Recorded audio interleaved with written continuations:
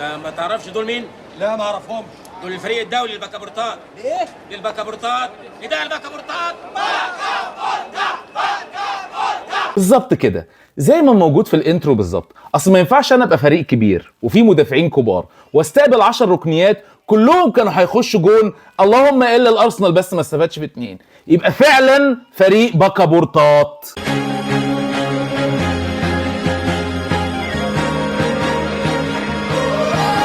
السلام عليكم ورحمة الله وبركاته أعزائنا المشاهدين فلاسفة كورة، ازيكم اخباركم ايه؟ معاكم الفيلسوف الكبير التعبان المريض ايمن صلاح الدين. انا بشكركم والله شكرا جزيلا على كل الناس اللي بعتت لي وحابه تطمن عليا وتسال عليا وكده، بشكرهم شكرا جزيلا جدا جدا جدا.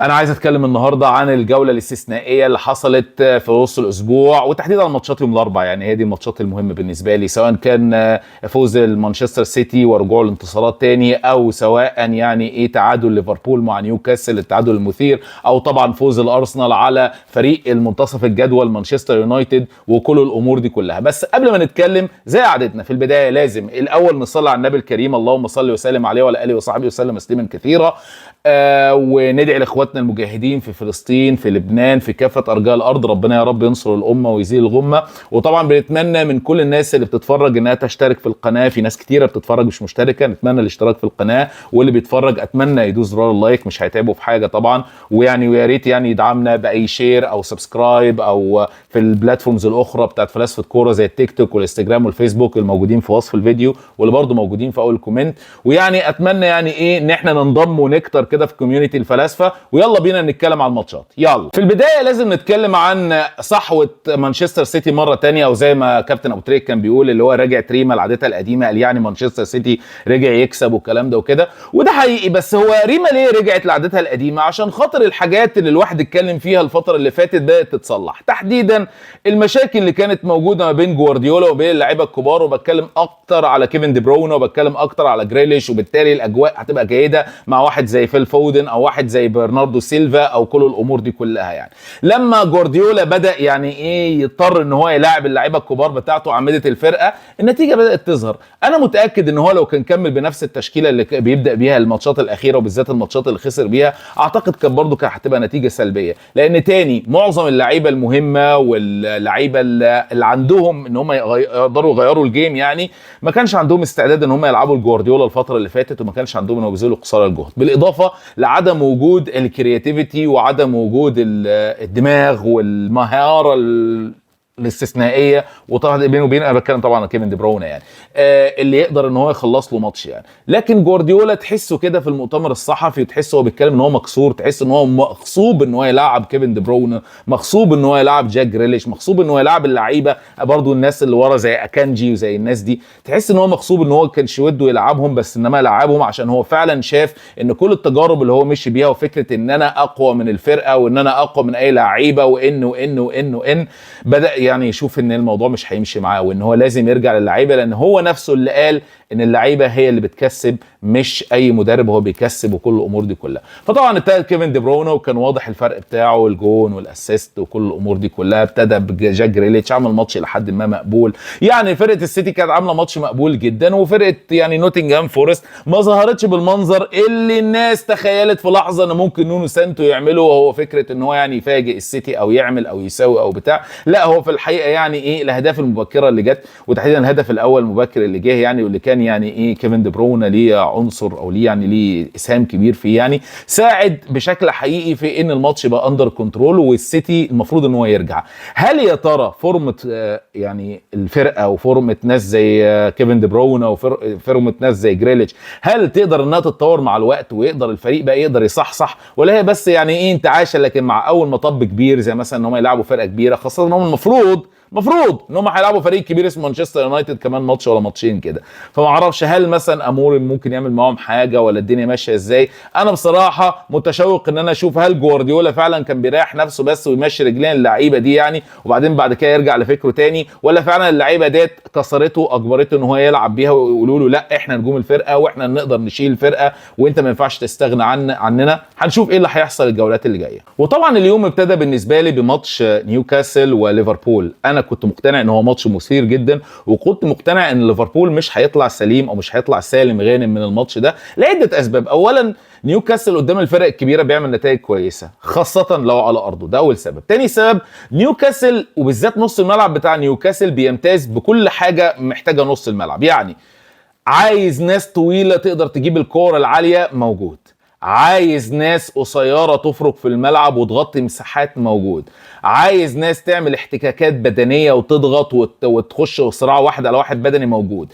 عايز ناس بتعرف تضغط وبتعرف تعمل شغل كويس موجود، عايز ناس مهاريه وتعرف تحتفظ بالكره تحت رجليها وتعرف انها تفك الضغط وتخرج من الضغط موجود. وهو طبعا متمثل في جوليرتون البلطجي اللي هو الراجل الطويل العريض اللي بيجيب الكوره العاليه واللي قوي جدا في الاحتكاكات. وطبعا بنتكلم في جيمارايتش اللي هو الراجل اللي بيملى الفراغات كلها اللي موجوده في نص الملعب، والقدره الفائقه على الضغط والقدره برضو على الاحتفاظ بالكره وصناعه الاهداف. وطبعا الكريزا واللي يعتبر يعني حاجه زي المهاري بتاعهم هو تونالي اللي يمتاز بكل المميزات اللي انا قلتها من شويه، سواء كان في الضغط، سواء كان في المهاره، سواء كان في الخروج بالكوره، سواء كان من كل الامور دي كلها. فالعوامل دي كلها كانت بتقول ان الماتش مش هيكون سهل، خاصه وان فريق ليفربول ده كان لسه مستقبل هدفين من اخير الدوري اللي هو ساوثهامبتون. فطبيعي يعني لما يلعب قدام ايزاك، لما يلعب قدام جوردون، لما يلعب قدام الناس دي تونالي جيمارايتش، اكيد الناس ديت يعني ايه مش هتسيبه في حاله.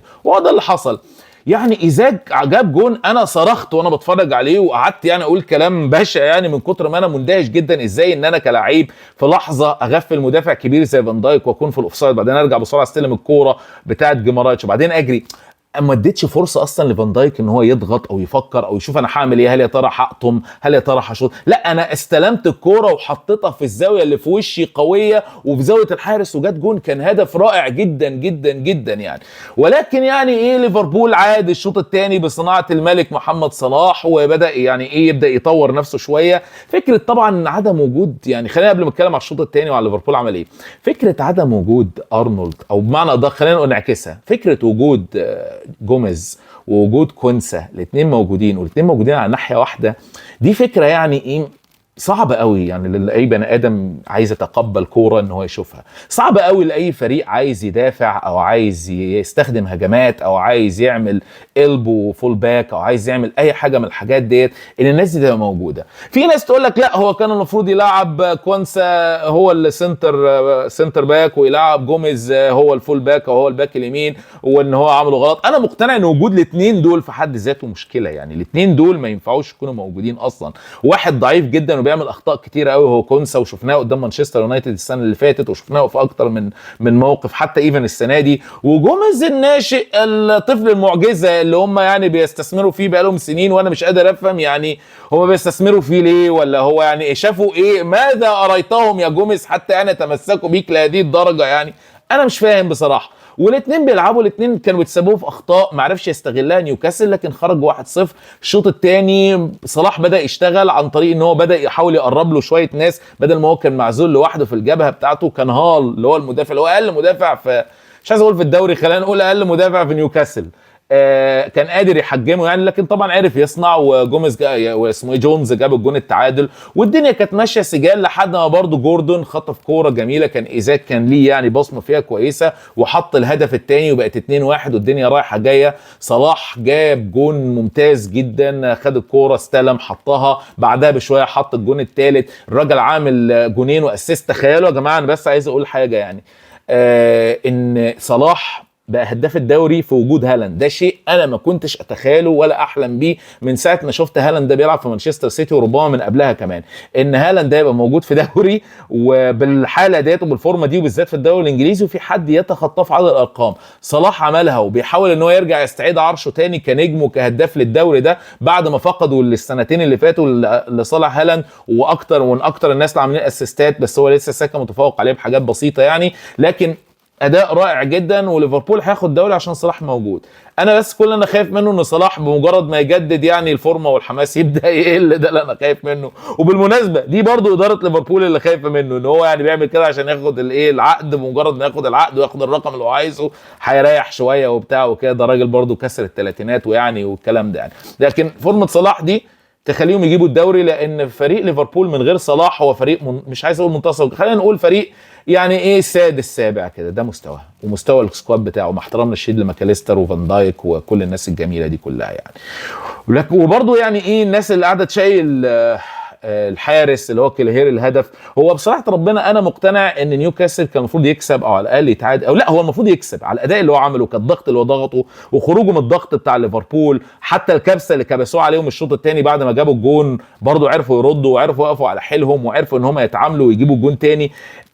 نيوكاسل عمل كل حاجه وانا كنت مقتنع ان هو يكسب، ولكن ليفربول بس مع صلاح، فليفربول عرف يوصل لحد النقطه دي يعني. لكن طبعا يعني ايه الحظ خدم المجتهدين، والكره يعني كان كره تضحك جدا كاوفر واتلعب وشار دخل لعبها بشكل غريب والناس كلها واقفه تتفرج، كان حاجه يعني مسخره. واكيد طبعا يعني ليفربول يعني ايه مفتقد اليسون. هل يا ترى اقدر اقول ان الحظ بدا يتخلى عن سلوت لما شفت بعض الحاجات دي؟ ولو ان والله انا لازلت مقتنع ان هو حتى كان محظوظ في الماتش ده، لان اولا الاصابه اللي جات لجمارايتش في اول الماتش يعني خليته ما يلعبش بطبيعته، الواد ده يعني عنده كوره اكتر من كده ما قدمهاش في الماتش ده، بالاضافه الى التوفيق الشديد اللي يتمتع به محمد صلاح والتوفيق الشديد اللي يتمتع به تغييراته، يعني شيء ملفت للنظر بالنسبه لي. يعني عاده يعني النسبه ديت ما بتبقاش عاليه كده طول الوقت بالشكل ده، لكن انا لا زلت منتظر اشوف ليفربول هيعمل ايه لما الدنيا تضغط عليه ولما يبدا الحظ يتخلى عنه، نشوف بقى الراجل هيتصرف ازاي.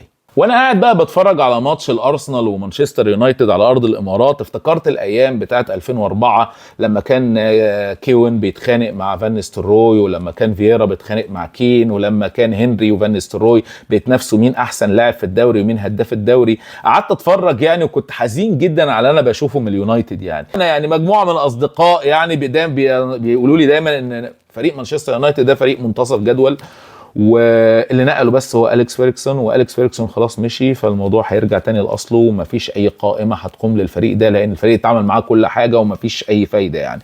بس طبعا هو لسه بدري على اموريم، لان انا شايف ان اموريم يعني بيأدي اداء كويس وعمل حاجات كويسه، واقدر اقول لكم ازاي. مبدئيا فكره ان هو بيلعب ب 3-4-3 دي طريقه جديده وطريقه مختلفه، بيحاول يفاجئ فيها ناس كتير اتعودت على 4-3-3 وال4-2-3-1 واسلوب الضغط بتاع ال4-4-2، وفكره ان انا بضغط على 2 سنتر باكس بس، فبعمل طريقه الضغط بتاعتي على هذا الاساس عشان خاطر اقدر احجم الطريقه. لما انا بلعب بقى ب3 ورا وب5 بيرجعوا ورا بالفول باكس، يعني دي طريقه مختلفه تانية للخروج من الضغط. يعني هو دي اول حاجه بيعملها ودي اول حاجه ممتازه. تاني حاجه يعني على قد ما هي كان شكلها حلو وعملت نتيجه على الاقل في الشوط الاولاني، على قد ما هي كانت بالنسبه لي غريبه، هو فكره وجود تايلور مالاسيا. مالاسيا ده طبعا جابوا إيريك تين هاج، الراجل تقريبا بقاله سنه ولا سنه ونص ما بيلعبش كوره ومحدش يعرف هو فين اساسا. استغربت جدا لما بدا يرجع للتشكيله بمجرد ما تين هاج مشي، فواضح ان هو كان من الناس اللي كانوا عاملين ازمه واللي كانوا متخانقين مع الراجل.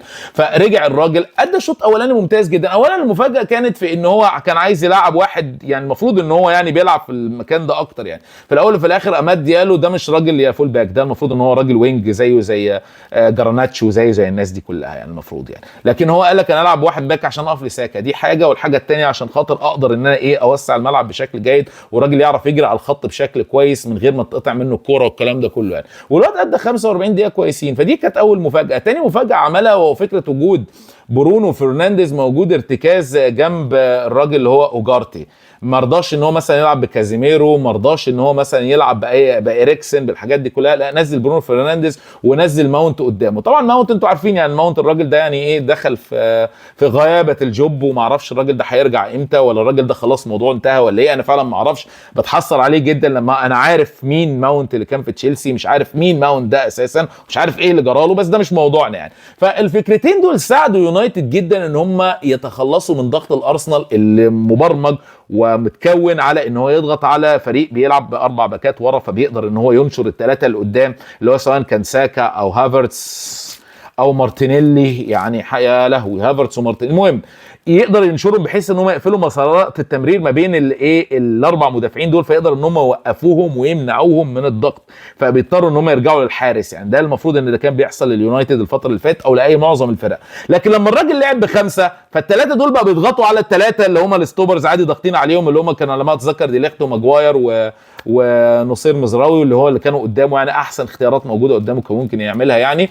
فبقى الظهير الايمن والظهير الايسر سواء كان مالاسيا او سواء كان دالو، الاثنين كانوا فاضيين، فقادرين يستلموا الكوره، قادرين يخرجوا من الضغط. الكوره بتتلعب لبرونو فرنانديز او جارتي، على طول بيسلمها لايه، للوينج او لصانع اللعب الموجود او الشخص اللي موجود تحت راس الحربه، سواء كان جرناتشو او سواء كان ميسون ماونت او طبعا برونو فرنانديز كان بيطلع، او طبعا ايه النخله او يعني الايه الفرع الشجره اللي كان بيلعب قدام عندهم اللي هو هويلاند. فالناس دي كانت عارفه تستلم. هي الفكره بس ان اليونايتد كان عارف يطلع، وده شغل مدرب، لكن انما الكواليتي بتاعت اللعيبه ما كانتش تسمح ان هم يلعبوا كوره عرضيه كويسه، او ان هم يعملوا باصه كويسه قوي يقدروا ابروتش بيها الجون، او ان هم طبعا يسددوا على المرمى. لدرجه ان اللي انا متذكره ما كانش فيه غير تسديده واحده على المرمى طول الشوط الاولاني من مانشستر يونايتد، وكان من دييجو دالو، وكانت كوره كده ساقطه يعني، ما كانتش يعني ايه ملعوبه من اللعب، يعني ايه مرسوم من الاول، والحركه كده يعني كان فيها رد فعل اكتر يعني. فانا شفت ان اموريم عمل شغله كويس، بس طبعا هو يفتقد حاجتين ثلاثه. الحاجه الاولانيه ان اللعيبه مش حافظه الشغل بتاعه خالص، وده طبيعي وهياخد وقت، وده شيء منطقي،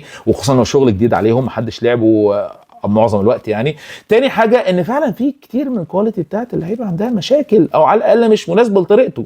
لا هويلاند مناسب لطريقته، فقالوا الملاسي انا يعني مش فاهم هو بيلعب ليه في الدوري الانجليزي. اوجارتي لسه ما دخلش الجو، اجواء باريس سان جيرمان اللي هو متعود عليها مش تنفع هنا خالص يا وحش يعني، محتاج انك انت يعني تبول اب يور جيم اكتر من كده يعني. جراناتشو اللي انا مش فاهم هو عايز ايه من الدنيا يعني. فالراجل يعني، او ماونت طبعا يعني، ماونت ده اساسا تاني يعني، الراجل ده انا مش فاهم هو بيعمل ايه وايه اللي جراله وايه الحل يا جماعه، محدش فاهم. فطبيعه الناس دي ما ساعدتوش انه يعمل حاجه. لكن هو فاجئ ارسنال، عرف يطلع من الضغط بتاع ارسنال، عرف يوقف ارسنال عن طريق انه الاثنين اللي بيوقفوا طول الوقت ساكا، الاثنين اللي بيوقفوا طول الوقت المارتينيلي، اللي اوجارتي على ما اتذكر اللي هو طول الوقت كان ماسك اسمه ايه اوديجارد، ما كانش مخليه يتهنى على كوره. الى حد ما الدنيا كانت متحجمه. لكن جالنا بقى اللي هو الطفل المعجزه الاخر اللي هو ما يسمى ميكيل ارتيتا، حاول ان هو يغير الموضوع عن طريق ان هو بدا يرمي اكتر من حد في الاطراف، عشان خاطر ان هو ايه، بدل ما يبقى 1 على 2 لا يبقوا 2 على 2، عشان خاطر يدي فرصه ساكا ويدي فرصه لمارتينيلي ان هو يشتغلوا.